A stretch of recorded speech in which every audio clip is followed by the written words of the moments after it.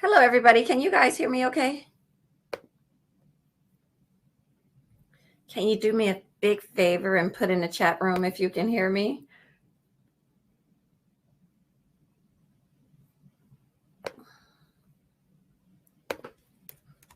Can you guys hear me?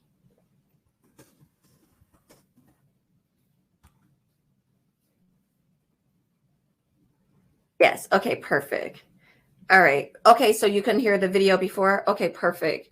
Good to know. I think it was because I had my sound on mute. Let's just do a quick test and let me know in the chat if you can hear this video. I'm going to share my screen one more time and let's do a quick test.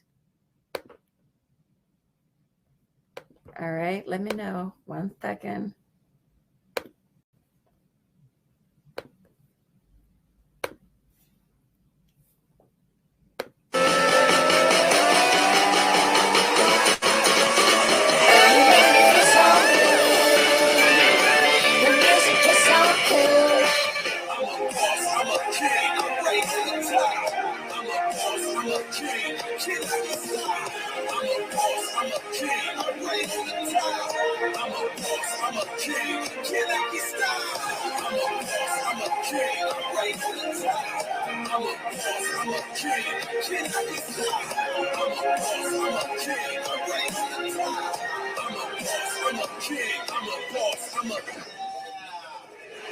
I am a king on the throne and I'm running the kingdom with all my ability.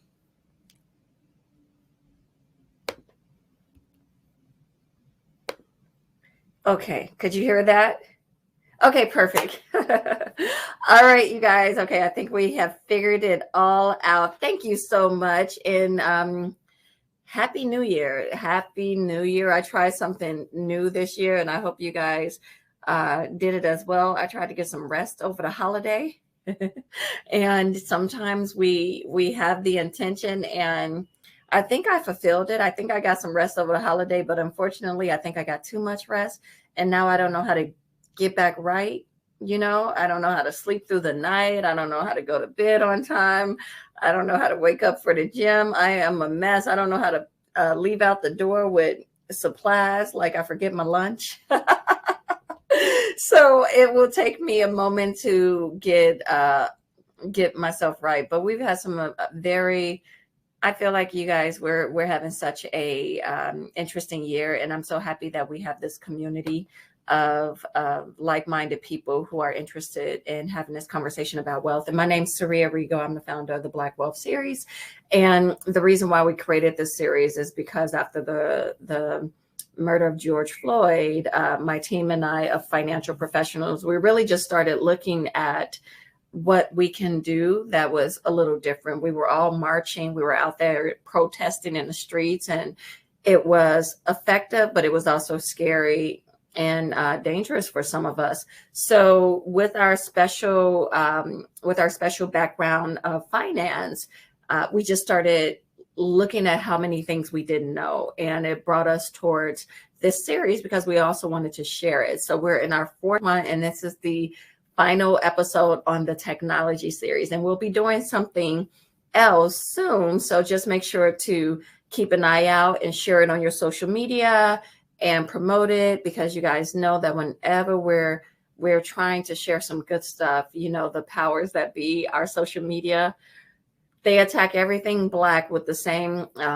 gusto that they do things that are anti-Black. So they do it. So it is what it is. But before we get into Vernell's part, I'm going to go really quickly over who we are, what we do, and why I am so interested in this conversation about the financial sector. So right now, you guys, everyone knows that they need multiple streams of income. Everyone knows that they need to have side hustles and all that. But I think one of the things that we forget is that we also need to maximize our money that we're already making. And if we are going to build something for the future, let's build something that gives us equity, that gives us time, and all that good stuff. And so often, finance and technology, which to me are the two most lucrative industries in the US, they're ignored by the Black community. And I think some of it is just habit. You know, we've been kept out of the financial sector for so long. We started pretending like it's our choice, like we don't want it. We're not interested in money when we know we've been making money since the dawn of time. We just haven't been able to create wealth due to systemic racism. So really quickly, I'm just going to share who we are and what we do. And if you guys want more information, I'll put my 20-minute meet and greet link in the chat, and you're welcome to set some time with me. But everything we do here is through word of mouth. So just think about who do you know that can benefit from the information, from the education, from the history of this series. And then as I talk, if you know anyone that can benefit from this information that I share with you, let me know that as well. So this is very funny. It's not funny, but it's interesting. So the traits of successful people are people skills, desire to learn, coachability, willingness to follow a system, and entrepreneurial mindset. So even though the last class that we're doing today from Vernell is about the leadership and the need for mentors and someone to help you follow a path in technology, because we're so unfamiliar with the industry. We don't have a lot of access and resource to that industry. A lot of what he's talking about is what we need to have is these traits of success. So what's great about my company is, just like Vernell, we recognize that a lot of the things that impact our wealth are soft skills just as much as those tangible skills, right? So in addition to providing a business opportunity, we're also providing that coaching and mentorship to help just make us well-rounded professionals. And the need for financial education and strategy and leadership and guidance in America is so high. And what I also want you guys to understand is that people in America are making money. We're a very wealthy country, but because of the lack of education and guidance around finance, we're not necessarily creating wealth. And what that is creating is stress. And in finance, we actually study the impact of poverty or a lack of, or your portfolio going down. We actually don't study poverty. We study a drop in a portfolio. What happens when someone's retirement drops by half? Like last year, the market was dramatically going up and down, very volatile. So what's that impact? What we know is that the impact of someone seeing their retirement drop by half or more, it literally shortens their life. But what about living paycheck to paycheck? What about not even living paycheck to paycheck? What about ending the month financially 2 weeks before your next paycheck comes? What impact does that have on someone's life? We don't even study that in the financial sector, but I can tell you it does have an impact. So what we're doing as a company is we're really strengthening the middle class. We're one of the few companies that targets the middle class. If you guys know anything about history, and if you've been able to be on this series, you know that in the Black community, the middle class is the tide that lifts the boats, right? We're the tide that lifts all boats. And it's so important because the middle class is also the one that's most attacked, whether it was through the Tulsa, a lot of the Black middle class, high net worth middle class areas during Reconstruction that were attacked. Middle class business owners were attacked. It's like even going towards wealth, we get attacked, right? That's historical, and that's today too. Taxes. A lot of the people that get audited in regards to the IRS are actually Black lower middle class people in the South. So it's an issue that if we're not aware of it, we can't fight it. And what we're trying to create is financial independence. But the financial independence that we want to create is so that we can have more money to have an amazing life now, but so that we can also help our family when they need it, because we know that sometimes we're the difference between life and death, realistically. So how are we doing that? We're doing that by helping people learn how money works, but more importantly, create a financial plan. So I'm going to give you guys a few basic financial concepts, and then we'll get started watching Vernell. So the first one is the rule of 72. The rule of 72, you guys, if you have pen and paper, write it down. This is such a good one. If you take 72 and you divide it by the interest rate of whatever your investment is making, it gives you a number. That number represents how many years it takes for your money to double. So you got to make sure your money is making money so that you can actually have it compound and double. This is how that works. The second thing is the power of time. Time is money in the financial sector, right? We always hear it. Time literally is money. The more time you have to invest, the more your money will be able to compound. But by the mirror image is that you don't have time. Like you haven't been able to invest because you had to pay off that student loan, you had to pay off the car, you had to pay off X, Y, and Z. When you do that, it puts you back. And that lack of compounding is very impactful on your finances as well. But nothing is as impactful as taxes. What I love about our company and what we're doing is we're really getting people present to the impact of taxes.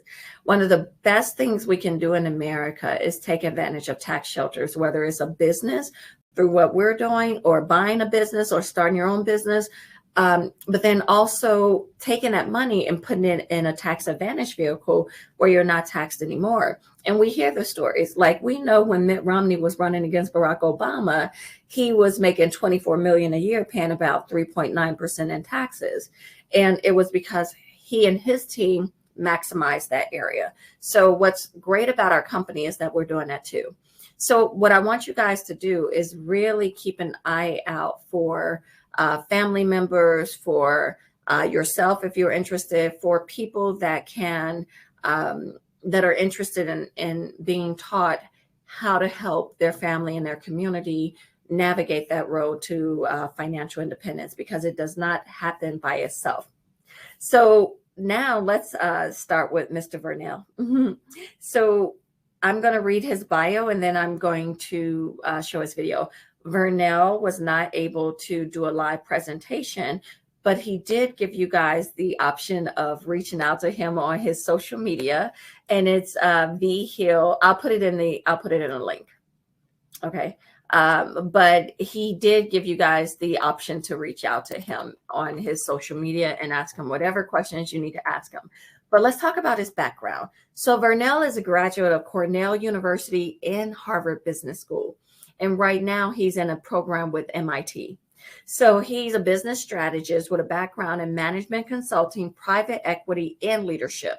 He's highly motivated business executive with 10 plus years in management and sales expertise, including a proven track record in strategy consulting, operational consulting, implementation consulting, marketing, technology, SaaS, and leadership. He currently works in global industrial technology consulting and project management, and he holds a board advisory position. Among the list of companies he works with are not limited to, but United Health, Foxconn, Oracle, Intel, NVIDIA, Microsoft, Nike, Columbia Sportswear, and many more. So Vernell was tasked with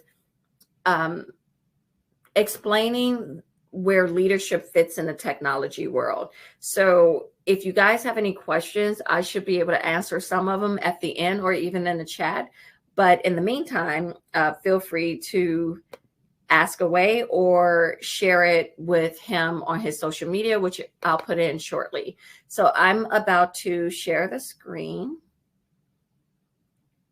and we'll get started.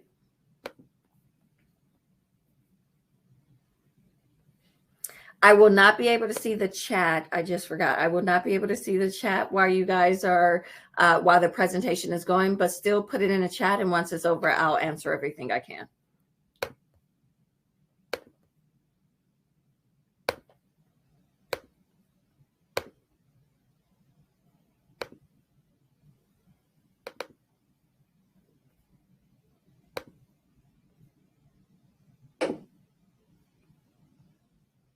Hi, Vernell. So before you get started, I really want to just hear from your mouth. I probably just read your bio, but I really want to hear from your mouth a little bit about your background and your family life and how you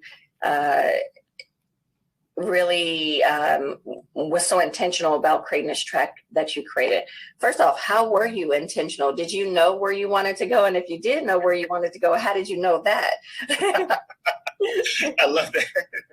So yeah, I definitely, so there's a little bit of intention, a lot of bit of intention and a lot of exploration, right? So I think, just to kind of frame things a bit, we'll start with, post high school, right? So, I grew up in poverty before graduating high school. So as a Black man, especially in LA, in the LA area, I think this is probably something that everyone has in common if you're Black, right? I grew up in impoverished area, on food stamps. I got Payless shoes. That's some people got like Jordans and Nikes and stuff, but I was in the Payless world, and the community that was around me, you had to really be careful. There's a lot of gang banging, there were a lot of drugs, and I just feel like in the Black community, that's very common, right? We all know somebody, probably have family members who gang bang. It's normal in our culture. You got family members that do drugs. It's common. In other communities, that's not the case, right? So it's important to say that.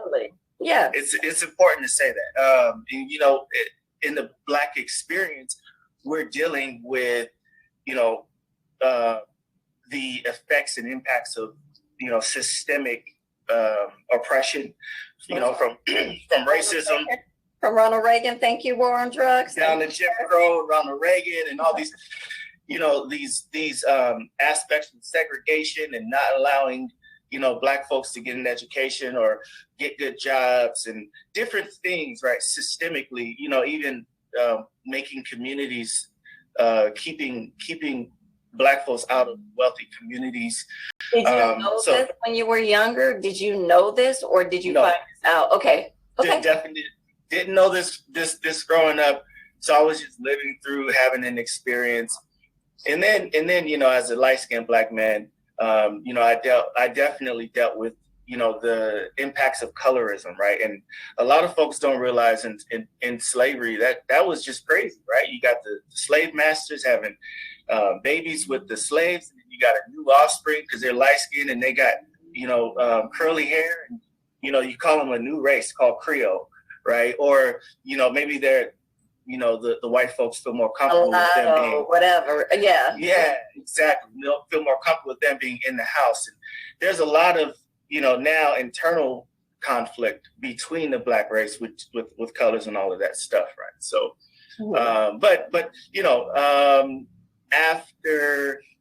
so what that did was give me a hunger earlier on. I dealt with a lot of trauma, and I wanted to get out of that environment. So I joined the military. Now, funny thing, when I joined the military, I didn't know anyone in the military. I don't have a military family. And it was kind of positioned. I used to say I would never join the military. And my family kind of tricked me, right? They were like, hey, you can join and just go one weekend a month. And it's just like having a job. And, so you live like a civilian, you just go one weekend a month, and then they pay for your school and do all that good stuff. So I was like, oh, yeah, that's not too bad. And lo and behold, I ended up, in the real Army and not the National Guard. When I went to basic training, I was looking at my uniform and it said Army. And I'm like, what? Because who reads the contracts when you join, right? It's like 200 pages. Who really reads? Oh my gosh. So it was the funniest experience. I'm looking down. I'm like, that's Army. Funny. But I was tough enough because I grew up as an athlete to get through it. And I ended up in a special operations unit. While I was in the military, I knew I always had a passion for entrepreneurship and you guys, I'm sorry. I want to just take my camera off. I see myself in this part, and I just want to take my camera off. So Sorry, let me go back. There we go.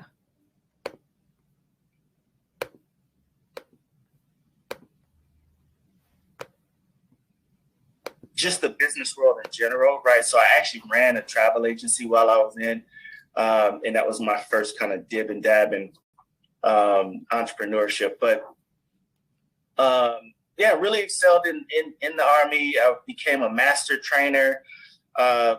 As I already said, special ops. So I did 6 years, and out of the 6 years, I spent more than 5 of those years deployed. I went to like 14 countries. So a huge benefit that I had was I got to see every time I left, even when I went to basic training and I came back home, I was massively different. But when I came home, all of the people around me were the same, exactly the same. And I saw this very brand new phenomenon I'd never experienced, didn't know existed until I was the person who was changed rapidly. And then I come back and I'm like, damn, just in 6 months, these guys are doing the same thing. They have the same perspective. So I also got really fascinated with growth and development and self-empowerment. And why did that come about? What was the catalyst for that? For the self-development, it was just the natural phenomena of being changed so much by my experiences, starting from basic training and then going directly after basic training. I came back home just for a little bit of leave, and then I went on my first deployment, maybe like a month or less later. And question. Go ahead. Did you feel like you had to grow because of your situation? Like if you didn't grow, there was going to be a negative consequence on you because you weren't 100%. now keeping up. Yeah, okay. Excellent question. Excellent point. Absolutely. If I wouldn't have grown, I wouldn't have made it through. Right. There were, coming from the hood, right? Like when I'm in the military, when you're in the military and you got somebody yelling at you in your face, there were times I wanted to like take off on dude, right? On the drill sergeant. There were definite conflicts that I got in, but I performed so well, it did help. But, I personally had to change. Like I had to, iron my clothes and do all of these things that I wasn't doing before. So yeah, I was definitely changed from that. But then, layer in, now I'm going around the world. All of the other peers who are 18, 19, they're not going, right? They're still back home. As far as the folks who are back home, absolutely. Right? In that age group, you're not traveling the world. You're not doing anything.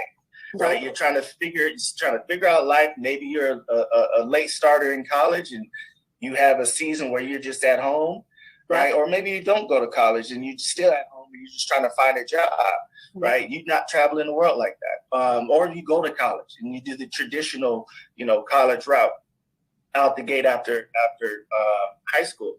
But majority of experiences, you're not traveling the world like that. And so I got to see humanity, on a much different level. I got to learn, leadership on a much different level. I got to see evil on a much different level during these deployments I was in. And just taught a different level of efficacy. So post military, right? I tried to, go to college during the military, really didn't have the time. So I did it, post military. And, was able to finish, credentials at Cornell and Harvard Business School, like you read in my Why'd you pick them? bio. Why? So so I picked Cornell because actually it had for me, I did this stuff online. It had what would accommodate what I was able to do and also, continue to be professional. It's from a good institution, right? So, that was pretty much the reason I did Cornell. It's actually one of the big reasons I'm in master's program at MIT right now is because there's a blended master's program where I can do the first set online, and then I do have to finish on campus, but it's a good setup for my lifestyle, while also getting it from a world-class institution where the professors are not just teachers, but they're practitioners and they're experts, right? And that's a huge deal, and a lot of people don't think about that. But who's teaching your class? If they just went to school, okay, great, they've got the minimum credentials to teach, but then what are they doing in the world with? How are they showcasing their expertise in what they're teaching you in the world, right? And as a teacher, I expect, that's something that I really respect, is when the teacher's actually taking that knowledge and doing something in the world. So that's important. So I got into the business, into the business world after, the military, and, your initial question was it always intentional? And I said it was a mixture of it being intentional and also, some exploration, right? And so when I got out of the military and I got into the business world, it was just things opened up to where I was able to work in corporate America, which is an unusual transition, going from what I was doing into that. But I was really successful, and it was very interesting, but it was because I already had I had a business acumen I developed, and also I had this strategic thinking ability that was developed, and I learned leadership and a lot of these different qualities that allowed me to interact with people on a much more authentic, genuine, real level, to where, I think it just made a really great impact in the results I was able to find myself, producing, right? So good. Mm-hmm. So yeah, I joined. I remember there was a company that I joined. It was in corporate compliance, and this is like the third, corporate American company I worked for, and I'm not going to say any names, but they had the most toxic environment I'd ever experienced, and I was, number one, my face was all over the walls in different pictures, like I was killing the game, right? And there was like a lot of workplace bullying. Some of the people working there would literally bring alcohol in their car and then go, and after work just immediately just start, drinking. It was very unhealthy. And I remember feeling this kind of like, I started to get headaches and feeling sick. Yeah. So anyways, I left and got it and launched a business in health, and used my background as a master trainer and kind of blended it with my business experience and created my own business, right? So I started to do some personal training, and that, evolved into, from that, group training, and then corporate wellness, right? So the corporate wellness, turned into management consulting, because ultimately you're solving problems for corporations. You're dealing with a lot there. So yeah, that was definitely a lot of fun. And I ended up saying, okay, look, it's just me in this business, in this consulting business, and I wanted to dabble more into the world of tech, because it's fast growing. There's a huge future and a huge impact that you can make there. So I can continue to work with companies and, definitely do consulting, but technology really solves problems in a really big way. And so, some of the biggest changes that you see in our world today come from technology, period. Yeah. Right. So yeah, that's how I ended up at, Advantech. And it's phenomenal being able to, solve problems from infrastructural, from every vertical, military and beyond. So I know I said a lot, so I want to give you time to jump in.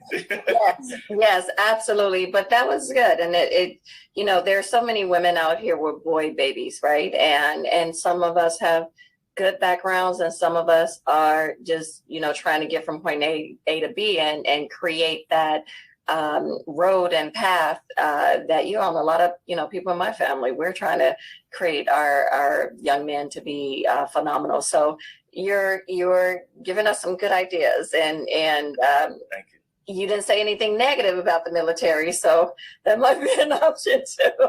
I mean, look, it's not for everybody. It isn't. Everyone doesn't survive, and that's just a grim truth. There's a lot that comes with it, right? I had to get through the PTSD and the impacts of that, right? I experienced a lot. I saw a lot. I've done a lot. Yeah, I get that. With that said, the benefits far outweigh, the negative for me. Yeah. Okay. Right. So, but I just want to make that clear. It's not for everyone. Yeah, but what is, right? These streets definitely are not for our fragile buzz. We don't. Yes. Our beautiful souls don't need to be out in the streets the way that way systemic racism has set it up. But lo and behold, some of us still out here. 100%.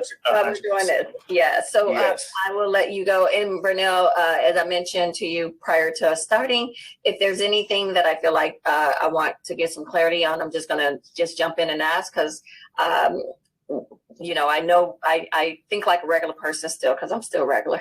I love it. Please do. Without further ado, thank you so much. Absolutely.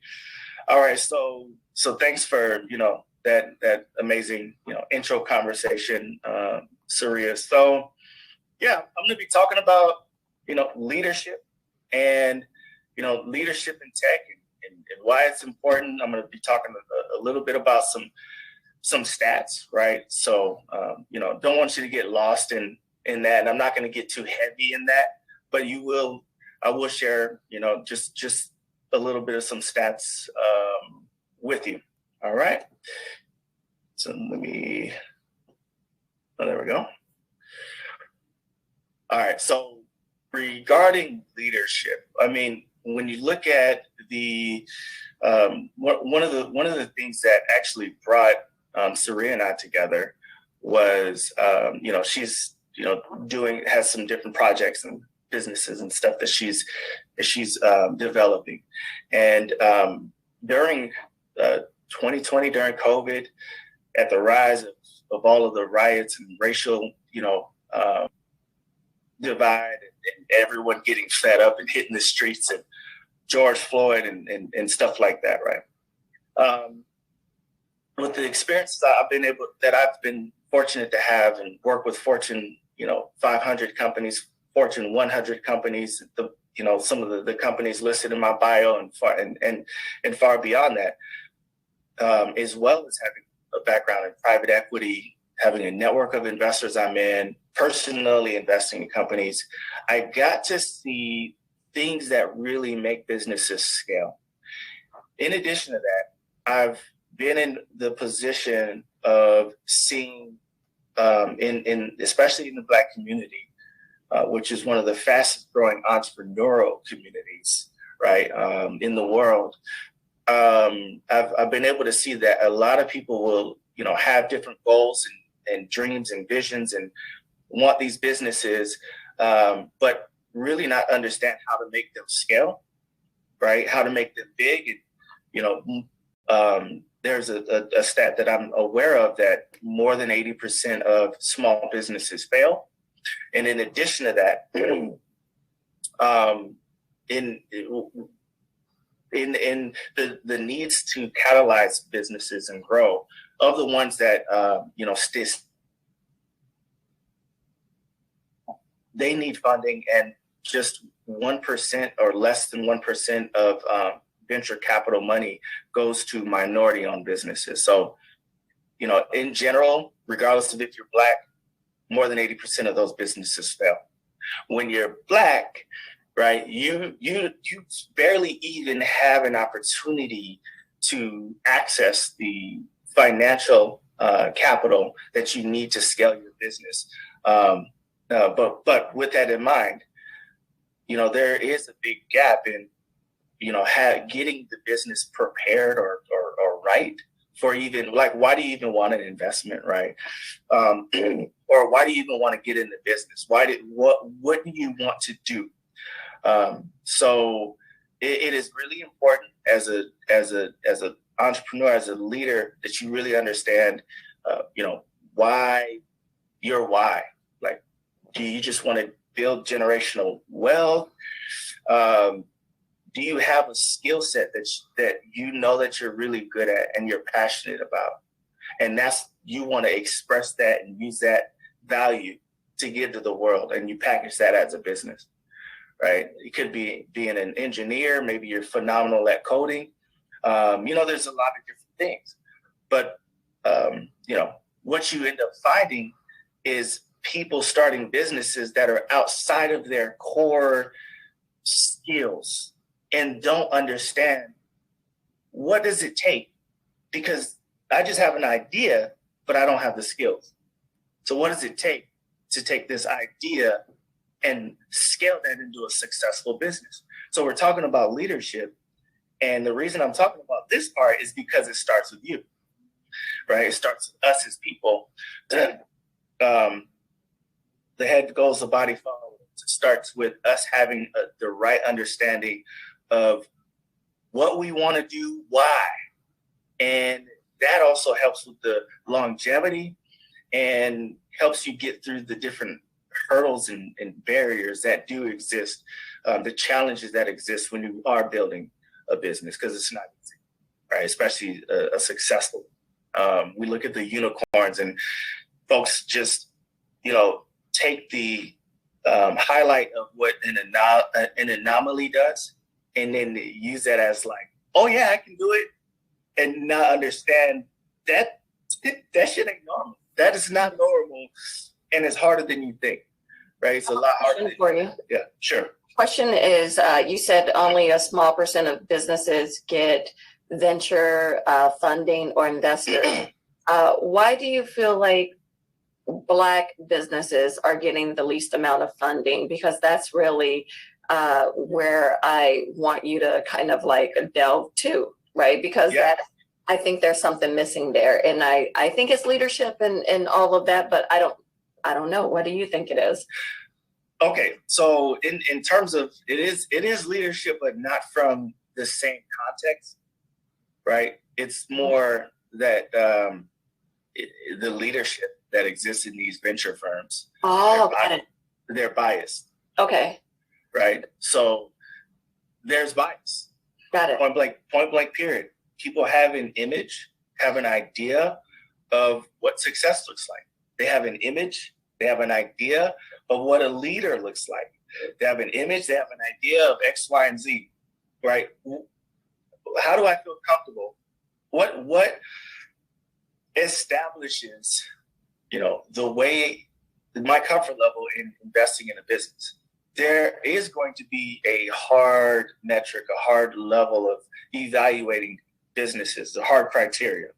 But then there's also the subjective. Uh-huh. Okay. Right. And so that's to answer your question. That makes sense. Thank you. Yeah. Okay. So what is leadership, right? So having the right concept of leadership is important. It's how you make decisions. Does not mean you exercise power and authority over a group of people. This just, folks get what leadership and management, pretty confused a lot, right? And so that's why I wanted to start this by, talking a bit that it starts with you, right? So leadership starts with you, and you being accountable for you. Right, for you. And, Saria just asked a great question about, the venture capital issue. We can, complain, we can raise flags, wave flags, and do all these things for the people who are working in those companies to change. But in combination, that's not the only issue. So it's not just that. There's also a gap where, folks don't have the right motives and don't have the right stuff in place that would position them properly for an investment. And again, not everyone needs an investment right now. Maybe that's not even, important for what you're looking to do, right? Because you need to give over some equity, unless there's a difference between, philanthropy and an investor coming and getting a percentage of your business for an investment, right? Or a loan or credit, stuff like that. All right. So I define leadership as creating a future for others that without you wouldn't have existed, right? So creating a future for others that without you wouldn't have existed. Well, just to focus a little bit about the word others, in the Black community, we do things by ourselves a lot. And, we're in competition with one another a lot, right? We measure each other. We're always evaluating, am I better than this person? I'm smarter. I've actually heard someone say, that they love being the smartest person in the room. And then, they had a PhD, it's a black woman. And I get it, but let's stop making the focus around, where we measure up versus, the other Black people that are around us, our peers, our, colleagues or whatever. And let's make it around collaboration. Let's make it around, inviting people to the table to build with you. And one of the things that you look for as an angel investor or venture firm is just this business have the right team, right? That's a huge element of, it could be a huge element of risk if it's just you or a really small team, or it could be a huge asset if you have the right team at the table. So you need to think about team. You got to think about team if you're going to be successful. And beyond just getting an investment, just having a successful business. And you look at other communities, a lot of them start with, having different skills within their family, different skills in their close community, and then they go off and build something together. Vernell, have you seen that with Black founders and Black folks in tech? Have you seen more individuals versus other groups? Yes. What percentage would you say are individuals with us versus? I honestly, from my personal experience, I would have to say the majority. I don't know.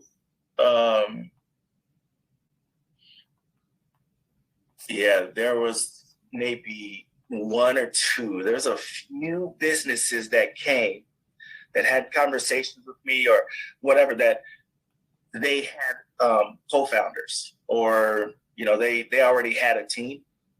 And that's important. I think going back to motives, maybe we struggle with, wanting to be famous or a hero complex or, wanting what's ours, right? So that means we don't like to share. And I'm just digging in because you do find maybe the idea started with you. Does that mean you can't have a founder who comes in? A co-founder who comes in and has the skills to actually scale the business, right? Maybe you just have the idea, but you don't have the skills. Mm-hmm. So you have the ideas and you feel like you should always just have 100% of the business, but someone else, their skills are really what you need. And so I think it's important to think critically through having employees versus having a partner, and how does that stuff stack up? And it could be a partnership on paper, but it could be a COO, a CEO, different roles, right? Yes. Yeah. Okay. All right.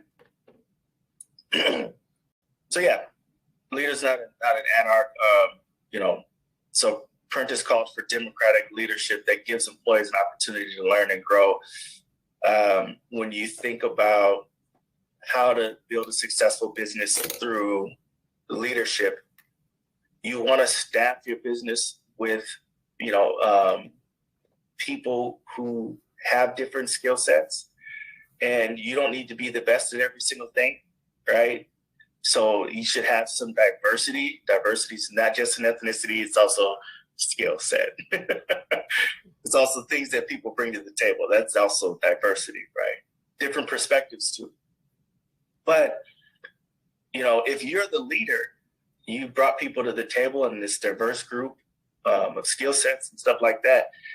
You should look at and empower different opportunities for them to continue to get better. So why, be content with, okay, everyone has come to the table and then that's the way that they're supposed to be just moving forward, or should everyone continue to get better? So as a leader, you want to facilitate programs and different things, trainings or whatever that looks like. There's a lot of ideas there, but you want to facilitate opportunities for learning and development. All right. A little stat here: only 14% of CEOs have the leadership talent that they need to grow their business. So when there's a good morale and positive working environment, the company is set up for success, right? So again, on a large scale, leadership is a very highly coveted ability, but it's hard to find. And on a large scale, it's hard to find. Can we talk about this a little bit more too? So the company that you said was very toxic, what, if you can kind of pinpoint or summarize it, what exactly made it toxic? So the allowance of, typically there aren't, in that particular company, mm-hmm. there weren't clear, parameters of what the culture should be. It was the allowance of, hey, if I'm one of the best people here, I can be an asshole to you, and I'm okay doing that. The company allows harassment and allows different things to exist because the numbers are being hit. Oh, got it. Right. And so to your point, even on a small scale, if you're a founder, it's so interesting that folks don't know that they personally have to grow as well with the business. Mm-hmm. You don't just think and have an idea, and even if you do have the skill set, it doesn't mean you're perfect. Yeah.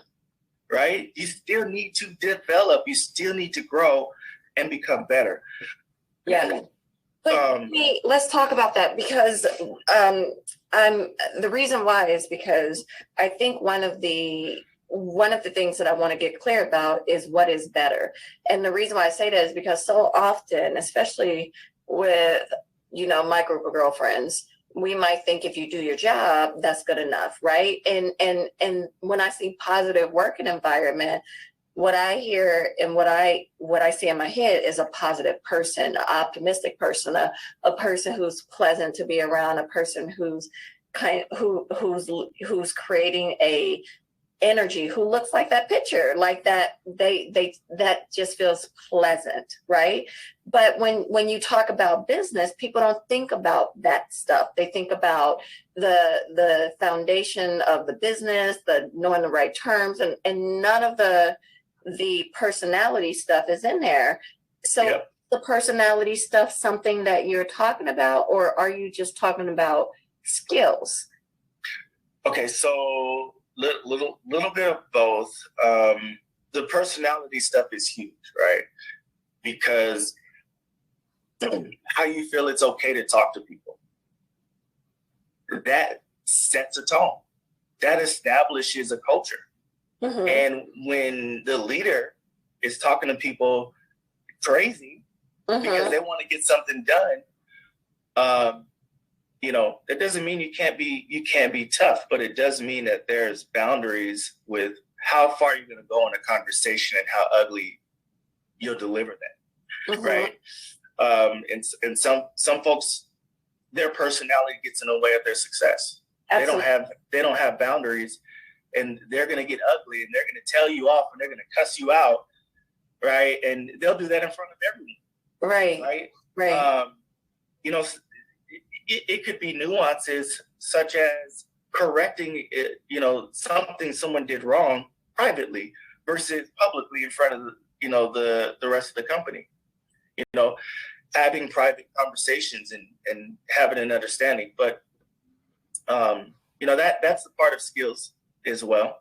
So there's a blend of personality and then a skill tactically of knowing how to maneuver different things, because no matter how you look at it, workplace is a social environment, right? You know what's also interesting too, Vernell, and it's, you guys, it's not lost on me that we're in a tech series, but we're talking about personality, because I don't think there's a way to get around. You can't, it's not just money. You treat somebody poorly, you're going to have a Yelp write-up, you're going to have a complaint, you're going to have it videotaped, you might have people like, you cannot, there's no place for that for real. Now, 100%. But what's interesting is in the tech world, there are a lot of people who are functioning with kind of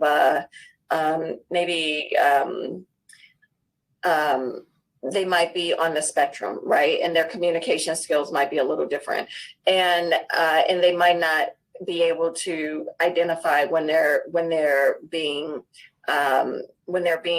polite or not, or whatever. I don't know, but what I do know is that Black folks, I haven't seen a lot of Black leaders that are disrespectful, but I do know that if anybody's going to receive disrespect, 9 times out of 10, it might be us, right?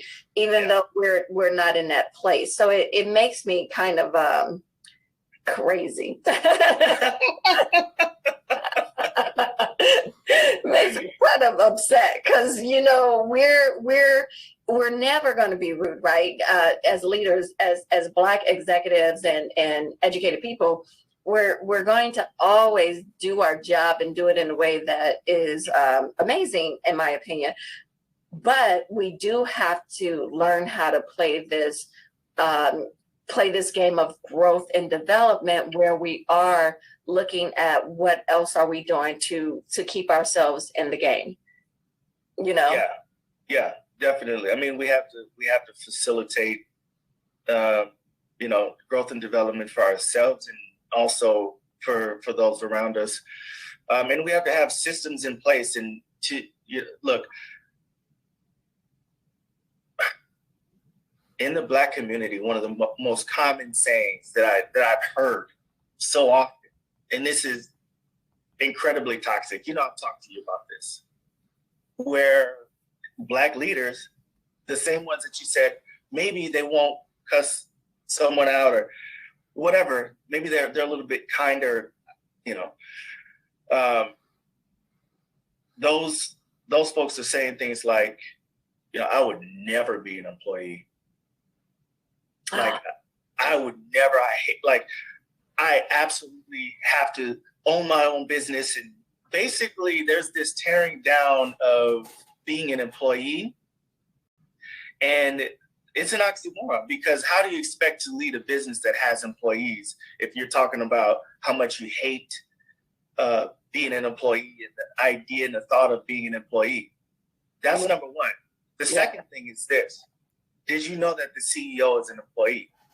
Did you know that the top executive that operates in the company is an employee?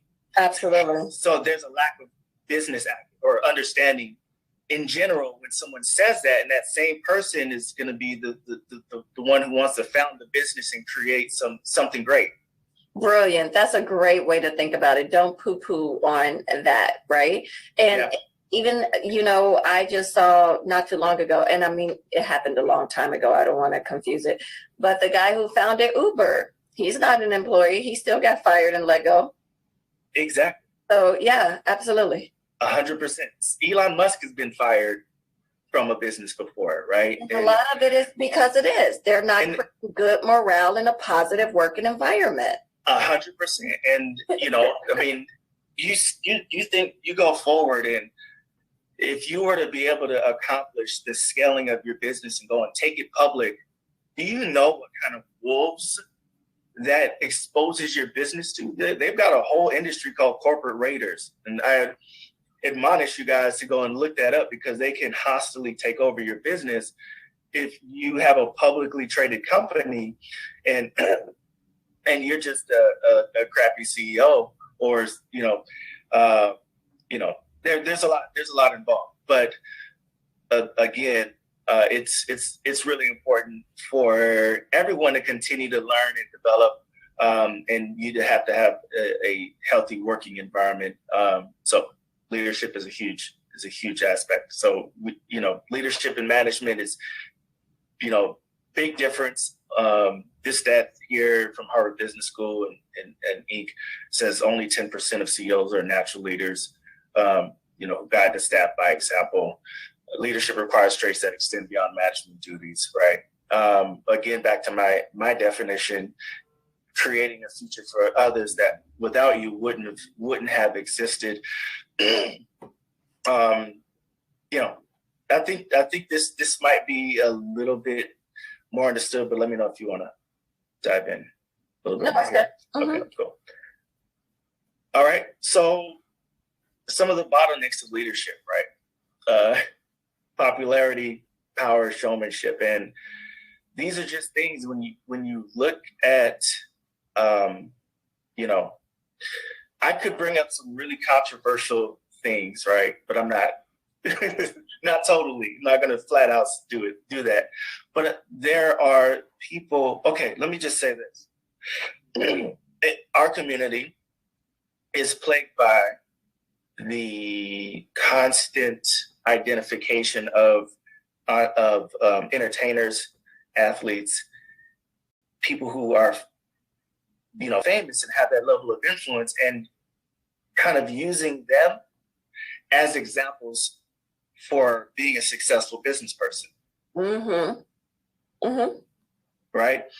And that I'll blame on the amount of airtime that we get, right? We, in the Black community, do you know how statistically low of a chance it is that you make it as a professional athlete? How statistically low of a chance it is that you make it as a rapper or a singer or some actress or entertainer. There's a lot of struggling artists out there, right? People who just don't make it, but because those are some of the industries that we get the most access to, being the face of. We get a lot of airtime. So popularity, and just the way that leadership looks, I think folks are going the wrong direction. I would admonish you to look at, more people in business. There aren't too many Black folks, unfortunately, in the business world who are in executive positions. And this is one of the reasons why I started to go on this journey, wanting to help businesses succeed, as well as having my own journey, right? The space I'm in, there's no Black people in the company I work for, right? Like, I go to these different meetings, and there's just a really small handful of Black folks, right? So it is important to be inside the system and go and position yourself as a leader and do stuff like that. But I think the word is megalomania, is like the over infatuation with power. And I think it is a common, there's a common issue, and people abuse power all the time. Once you become so successful, you can have the spotlight, and then your character, the decisions that you make they can tear down what you tried to build pretty much overnight. And there's a really Well, glaring example of that. And it's about sometimes, you just have to understand the environment that you're in, and you do have to play the politics. You can't just go in and, even if you're the seat. You can't just go in and do your job. You got to play the politics. You got to play. But also, look, in the public, taking speaking engagements, when you have a brand, and this is another thing, like I highlighted, the entertainers and stuff, they build brands first, and then they build businesses. But they're in the public eye first, and then they build businesses, right? And then they don't make always the best decisions as a business person, because maybe as an artist, they had a little bit more leeway and things that they could do. But, you do have some examples like Robert Frederick Smith, famous. Well, now he's more of a famous billionaire, but I think we both knew of him before Forbes mentioned him on the cover. And he was somebody I always, looked at like, man, this is beautiful. I love the fact that he's a Black man, a billionaire, and he didn't have to be famous. He didn't have to, he was the opposite of, the other stuff I'm talking about. He was more in the shadows until Forbes talked about him. But very in the shadows. Yes, absolutely. So yeah. All right. And I know, Vernell, so if you can, because I want to give just a little bit of time to just get your feedback on how exactly we can do this before you jump off. And I know you got a busy schedule. So is it possible you can wrap up and give me about 2 to 3 minutes to just ask you a few more questions? Sure.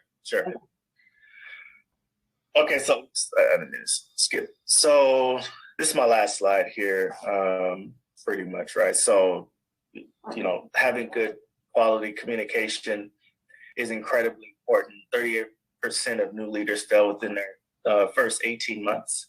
So in order to be a successful leader, you have to motivate your team. You have to lead by example, and you have to implement positive reinforcement and structures. You have to build systems that, hold folks accountable and also provide a platform for learning, development, and growth. You have to personally invest in yourself, in your own learning and development and growth. That's just in a nutshell. So I'll wrap it up there. So the main thing that you were saying when you were talking is, and you guys, Vernell is, he's a sought after speaker for corporations, and he does a lot of things. So unlike, I guess just like many of the speakers, he doesn't necessarily have a lot of space to contribute, but this is his contribution. And Vernell, is there anywhere, would it be okay if they follow your Instagram or anything like that? Of course, yeah. I'll put it definitely. in. All right, Definitely. perfect. Now then the question, when we started, you said that there's a gap, and there's a gap in terms of why Black businesses aren't getting funded. So based on your presentation, the gap is just leadership. Like we're not, or is that the gist of it? Is that the main reason why we're not getting funded? Because we're not where we need to be as a company, or what are you saying? Yeah, so I just to kind of back up to I'd say the main thing is not having your why clear, which starts with leadership, right? Yes. Okay. Why are you starting this business? And some people want to do it with the same approach of just real estate investing, right? Like you could invest in real estate and you can just, make a good investment, sell your property or rent it out, make a profit and multiply that, right? Just go and buy more properties, expand your real estate portfolio. In business, it's not that clear cut and dry unless you're buying someone else's franchise, right? And you still have to, be the type of person who can run that business well, right? You got to be good at operational execution and stuff like that. But it's a little bit easier if you're going to go buy McDonald's and just duplicate that than if you're going to found your own business, right? And you're not going to go get an investment for McDonald's. The McDonald's, I mean, really, you might get an investment to expand a McDonald's franchise, but the process is going to be a lot different than having your own business, right? And growing it from just you and one person, just one location or whatever, to scaling it out. Right? Okay. So the second question is, no one's really talking about the importance of self-development. Not really. Not to me, they're not. So what would you recommend as the steps for someone to do to incorporate that as part of their lifestyle? Because you're saying it's forever. I believe it's forever too. Yeah. So what, and sometimes when I say self-development, I remember one of my girlfriends was like, well, I go to church. And I was like, that's awesome. So I think sometimes there's confusion about being a good person and self-development in there too. So what tips do you have for us there? I mean, it's going to sound simple. It just is, but it's definitely going to be continue to learn, but you have to be humble, right? Continue to be humble and then make the investment in your education. You know, it could be formal, or it could be, reading a book or going down some path, but be specific. Make it about, where you want to go. Know what you're looking for, and then you can go and find the information to start to, empower yourself and take yourself to the next level, so you can grow in your skill set. You can grow in your own efficacy.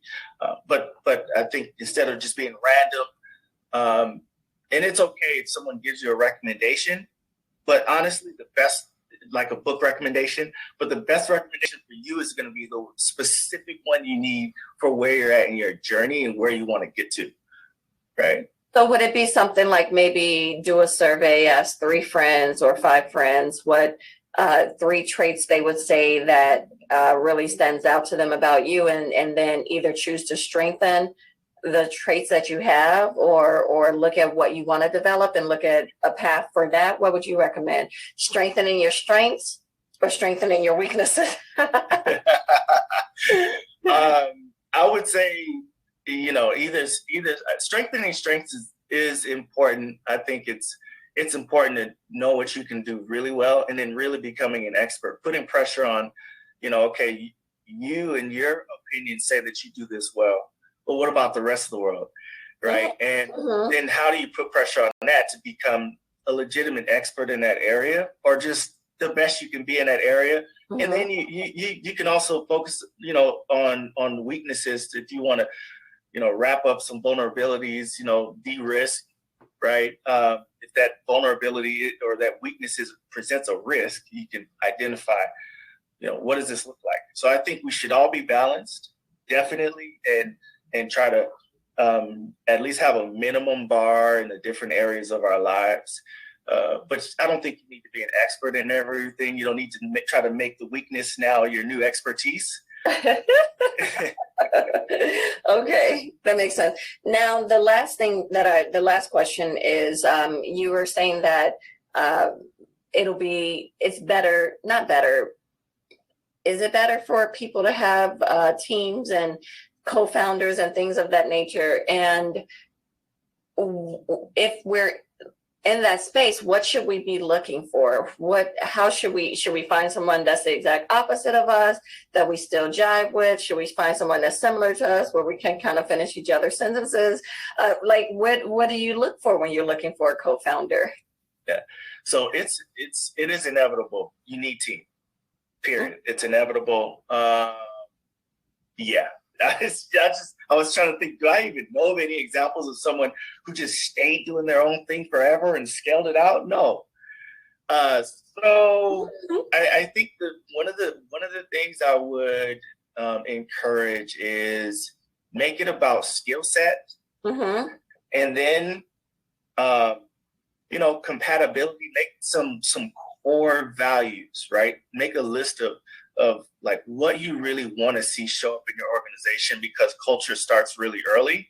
And as long as you guys agree on that, and then you can make a better decision, right, around the skill, because you know that you guys will work better together. But I'll say, like, try to avoid, especially in the Black community, we sometimes struggle with the same things that other communities may struggle with, which is bias, right? We may have a blind spot, we may have bias, and we want to just work with just Black folks. And it's okay to, again, give opportunity where, you know, based on the merit of, hey, you know that Black folks don't get a lot of opportunity, okay? But it can't just solely be about that. And so you're maybe in your lowest hanging fruit, least barrier of entry is someone that you know that does something really well, and they are, you know, Jewish or they're Asian. And so don't hold back on, you know, not, you know, doing something with them. So yeah, diversify. Yeah, right. Okay. All right. Sounds good. I think that is it. Thank you so much, Vernell. We really appreciate your time. Absolutely. I appreciate all of this. Thank you very much. I get it, but let's stop.